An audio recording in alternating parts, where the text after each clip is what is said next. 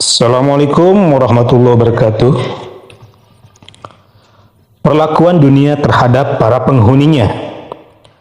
Wahab bin Munabbih berkata, Nabi Isa alaihissalam pergi berkeliling ditemani seorang Yahudi. Di tangan orang Yahudi itu ada 2 roti, sementara pada Nabi Isa ada 1 roti. Nabi Isa berkata kepadanya, "Mari kita makan bersama." Orang Yahudi itu menjawab, "Ya." Namun, ketika ia mengetahui bahwa Nabi Isa hanya memiliki 1 roti, ia pun menyesal. Ketika Nabi Isa pergi berdoa, orang Yahudi itu pergi memakan 1 rotinya. Ketika Nabi Isa tiba, mereka sama-sama mengeluarkan makanan. Nabi Isa berkata kepada orang Yahudi itu, "Di manakah 1 roti lagi?" Orang Yahudi itu menjawab, "Hanya ada 1 roti." Nabi Isa memakan 1 roti dan orang Yahudi itu memakan 1 roti. Kemudian mereka pun pergi. Di perjalanan mereka melewati sebatang pohon. Nabi Isa berkata kepada temannya, "Bagaimana jika kita tidur di bawah pohon ini hingga pagi hari?" Orang Yahudi itu berkata, "Lakukanlah." Mereka pun berdua tidur di bawah pohon itu hingga pagi hari. Pagi hari mereka melanjutkan perjalanan. Tidak lama kemudian mereka bertemu dengan seorang buta. Nabi Isa berkata, "Bagaimana menurutmu jika aku menyembuhkanmu? Allah mengembalikan penglihatanmu. Apakah kau akan berterima kasih?"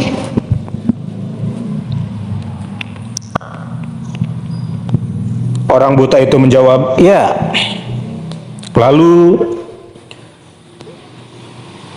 Nabi Isa mengusap mata orang buta itu dan berdoa kepada Allah. Kemudian orang buta itu dapat melihat. Nabi Isa kepada orang Yahudi, "Demi Dia yang telah memperlihatkan kepadamu, orang buta dapat melihat. Apakah engkau memiliki 1 roti?" Orang Yahudi menjawab, "Demi Tuhan, hanya ada 1 roti." Nabi Isa pun terdiam. Setelah mereka melanjutkan perjalanan, mereka melewati seekor rusa. Kemudian Nabi Isa memanggil rusa itu, lalu menyembelihnya dan memakannya. Nabi Isa berkata kepada rusa, "Berdirilah dengan izin Allah, wahai rusa."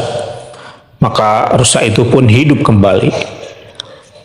Laki-laki itu berkata, "Maha suci Allah." Nabi Isa berkata, "Demi Dia yang telah memperlihatkan mukjizat ini, siapakah yang memakan roti ketiga itu?" Orang Yahudi itu menjawab, "Hanya ada 1 roti." Kemudian mereka melanjutkan perjalanan hingga sampai di sebuah perkampungan. Tiba-tiba di dekat mereka ada 3 batu yang besar terbuat dari emas. Nabi Isa berkata, "1 untukku dan 1 untukmu. Yang 1 lagi untuk orang yang punya roti ketiga." Orang Yahudi itu berkata, "Akulah yang punya roti ketiga itu. Aku memakannya ketika engkau sedang berdoa." Nabi Isa berkata, "Jika demikian, semua batu itu milikmu." Nabi Isa pun meninggalkannya. Orang Yahudi itu menetap di dekat batu emas itu. Ia tak sanggup membawanya. Tidak lama kemudian lewatlah 3 orang, lalu mereka membunuhnya dan mengambil emas itu. 2 orang di antara mereka berkata kepada salah seorang dari mereka, "Pergilah ke perkampungan terdekat, belilah makanan untuk kami." Yang satu berkata, "Jika ia tiba dari perkampungan, kita akan membunuhnya dan emas ini kita akan bagi 2. Temannya menjawab, "Ya." Sementara yang membeli makanan berkata dalam hati, aku akan meletakkan racun di dalam makanan untuk membunuh mereka berdua, dan aku akan mengambil emas itu untukku sendiri. Ia mengikuti bisikan setan. Ketika ia kembali membawa makanan beracun itu, dua orang temannya memakan makanan itu setelah mereka berdua membunuhnya. Mereka pun mati di samping emas itu. Nabi Isa lewat setelah peristiwa itu. Ketika beliau melihat ada 4 orang mati di samping emas itu, ia menunjuk kepada mereka dan kepada emas itu seraya berkata kepada para sahabatnya, demikianlah dunia memperlakukan penghuninya, maka berhati-hatilah kamu. Rasulullah SAW memperingatkan kepada kita agar hati kita tidak terikat dengan dunia. Beliau bersabda, demi Allah, bukanlah kemiskinan yang aku khawatirkan terhadap kamu. Akan tetapi, aku khawatir dunia dibentangkan kepada kamu sebagaimana dilapangkan kepada orang-orang sebelum kamu. Kemudian, kamu berlomba-lomba terhadap dunia sebagaimana mereka berlomba-lomba. Kemudian kamu dibinasakan dunia sebagaimana mereka telah dibinasakan. Hadis riwayat Bukhari Muslim. Dari Abu Sa'id Al-Khudri, dia berkata, Rasulullah pernah duduk di atas mimbar dan kami duduk di sekitar beliau. Beliau bersabda, sesungguhnya yang aku khawatirkan terhadap kamu setelah aku adalah dibukakannya untuk kamu sebagian dari kemegahan dan perhiasan dunia. Hadis riwayat mutafaq alaih, Kitab Az-Zakat. Dari Abu Sa'id Al-Khudri, Rasulullah SAW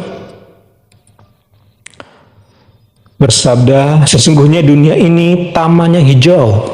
Allah menjadikan kamu menguasainya. Ia melihat apa yang kamu lakukan, maka berhati-hatilah kamu terhadap dunia dan wanita. Hadis Sahih Muslim. Dari Abu Abbas Sahal bin Sa'ad As-Sa'idi, ia berkata, seorang laki-laki datang kepada Rasulullah seraya berkata, wahai Rasulullah, tunjukkanlah kepadaku tentang satu amal, jika aku melakukannya, maka Allah mencintaiku dan orang banyak pun akan mencintaiku. Rasulullah SAW bersabda, bersikap juhudlah terhadap dunia, maka Allah akan mencintaimu, dan bersikap juhudlah terhadap apa yang ada pada orang lain, maka orang lain akan mencintaimu. Hadis Ibnu Majah. Dari Sahal bin Sa'ad As-Sa'idi, dia berkata, Rasulullah SAW bersabda, andai dunia ini sama seperti sayap nyamuk di sisi Allah, maka pastilah ia tidak akan memberikan sebagiannya kepada orang kafir, meskipun hanya seteguk air. Hadis Sahih At-Tirmizi. Dari Abu Hurairah berkata, aku mendengar Rasulullah SAW bersabda, ketahuilah sesungguhnya dunia itu laknat, dan apa yang ada di dalamnya terlaknat, kecuali zikir kepada Allah, amalan-amalan yang dicintai Allah, orang yang berilmu dan orang yang belajar. Diriwayatkan dari At-Tirmizi.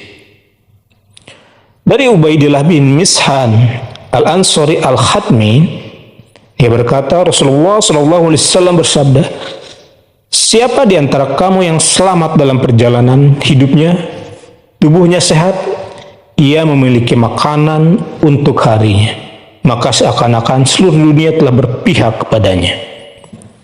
Dari At-Tirmizi. Dari Abdullah bin Amr bin Al-As, Rasulullah SAW bersabda, beruntunglah orang yang masuk Islam, rezekinya yang cukup dan Allah membuatnya merasa cukup atau qanaah terhadap apa yang telah diberikannya.